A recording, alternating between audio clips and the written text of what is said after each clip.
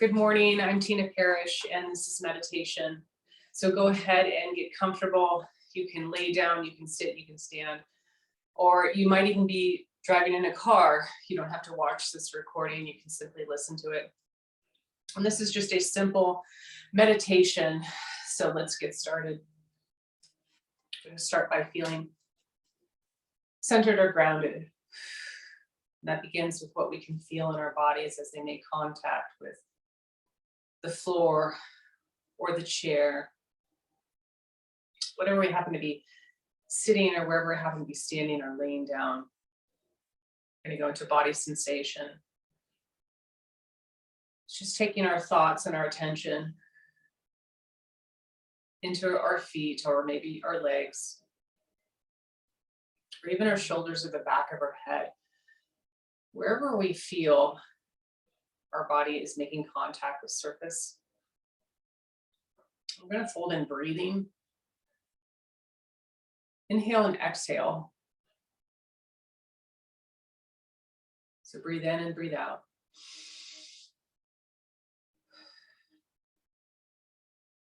So we drop into a slower way of existing,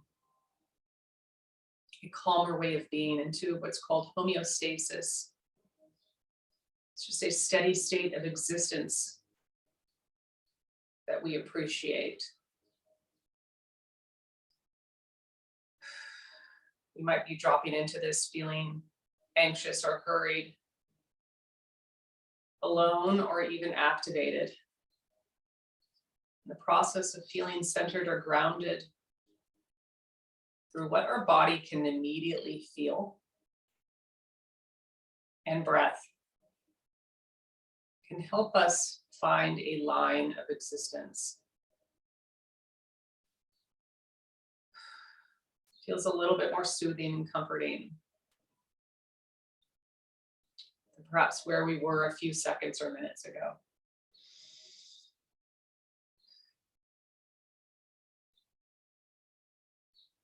Breathe in, breathe out. There's no particular rule. Just going to refrain from short, hurried breathing. If it feels good to exhale through the mouth, go ahead.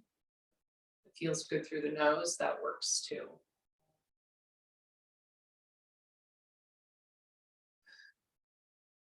The mind can race as we attempt to settle and go into thoughts that happened moments ago,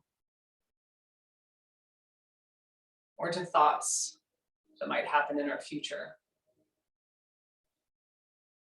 Through noticing our body and through our breaths, we calm down and focus on the moment. That's all we really have. It's just living this moment. We can't control the past moments. We can't control the future moments. We can just ease into the moment we're experiencing.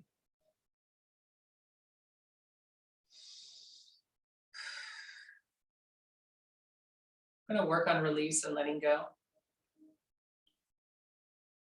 I'm going to read a little bit from Michael Singer's The Tethered Soul. A wise person remains centered enough to let go every time the energy shifts into a defensive mode. The moment the energy moves and you feel your consciousness start to get drawn into it, relax and release. Letting go means falling behind the energy instead of going into it. It just takes a moment of conscious effort to decide that you're not going there. It's simply a matter of taking the risk that you're better off letting go than going with the energy. When you're free from the hold the energy has on you, you will be free to experience the joy and expansiveness that exists within you.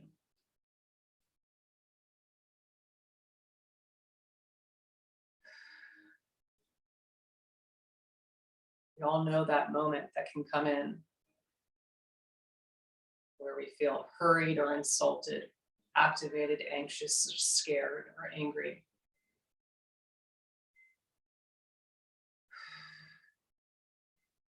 Michael Singer is making a point of letting go, though it feels so hard at times. We're so used to patterns, and the brain, the ego, wants to have its way.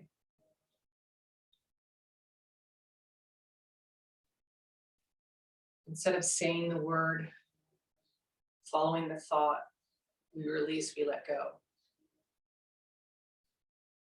That space can feel uncomfortable. It can make us physically squirm. These thoughts come up because we're meant to release them, not always to act upon them. So in that space, we breathe. We feel the contact our body has on the floor with our feet, our body, our heads, our shoulders. We focus on the breath, no matter how many breaths it takes. We hold on to that steady state, that homeostasis, and we make a choice. We decide to release, to let go.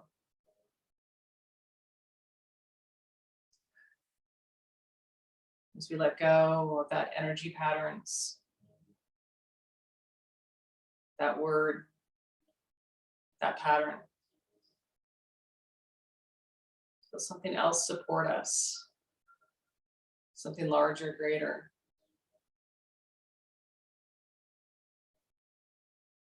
Breathe into that. Experience something new. It's uncomfortable. It's foreign. It's not what our ego wants. It's what our soul, our spirit needs. It's not about being passive, letting someone get away with something that's just the ego speaking.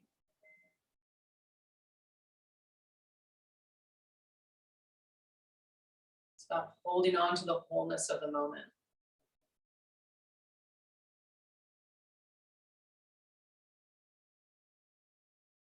Holding on to the real state of our existence. And understanding that roommate in our head, that ego, creates a constant battle for us. And that we just remain aware. And that's the work. And the work is constant. We will always live with this roommate in our head.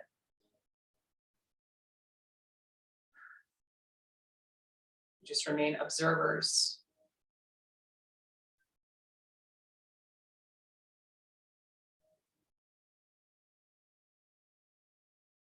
I also think of the Greek myth of Hercules and his quest to kill Hydra, a water serpent with 9 heads.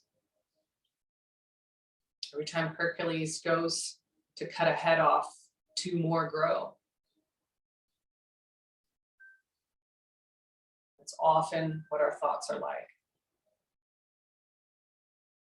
We put a halt on a negative thought, it continues to grow 2 more. So we cut that down, we let it go. And more heads and thoughts arise, and we cut that down. Breathing in and out, feeling the contact of our feet or our body in a chair. We continue to do the spiritual work, severing the heads off negative thoughts until, and like the Greek myth, we find the one head of Hydra that kills the beast entirely. And we've done it through patience and breath, through holding this moment gently in homeostasis, staying present and aware. And that is the work.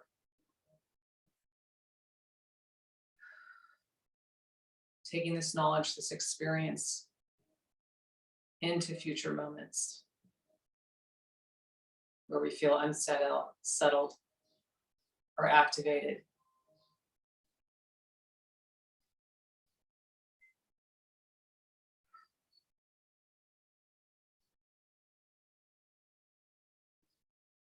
We can greet and meet life's tasks and challenges in this state, in this consciousness. As we sit in the uncomfortableness and get through those moments, we realize we don't need to be a beast.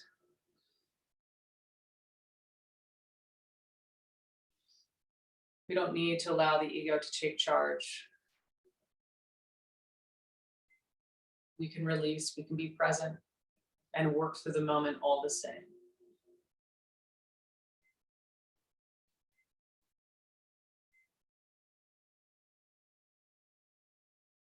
As we begin to close this practice, put a hand over your heart or your stomach. Your hands are on the wheel, I understand.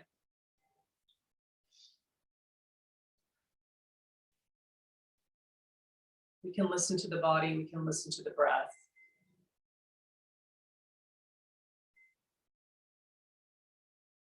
We can become aware. We can see the energy before the energy sweeps us up. We can let go of the energy we don't need. Breathe, release, sit in the uncomfortableness, and then lean back and feel that larger presence holding us.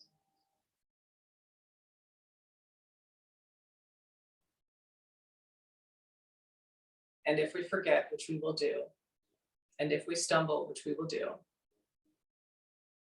that is part of the work. We just come back to this place, breathing,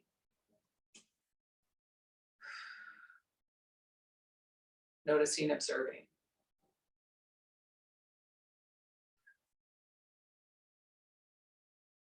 No judgment,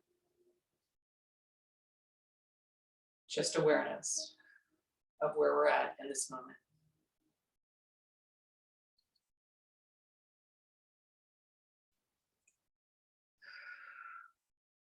Thank you for coming to this meditation today, for taking the time.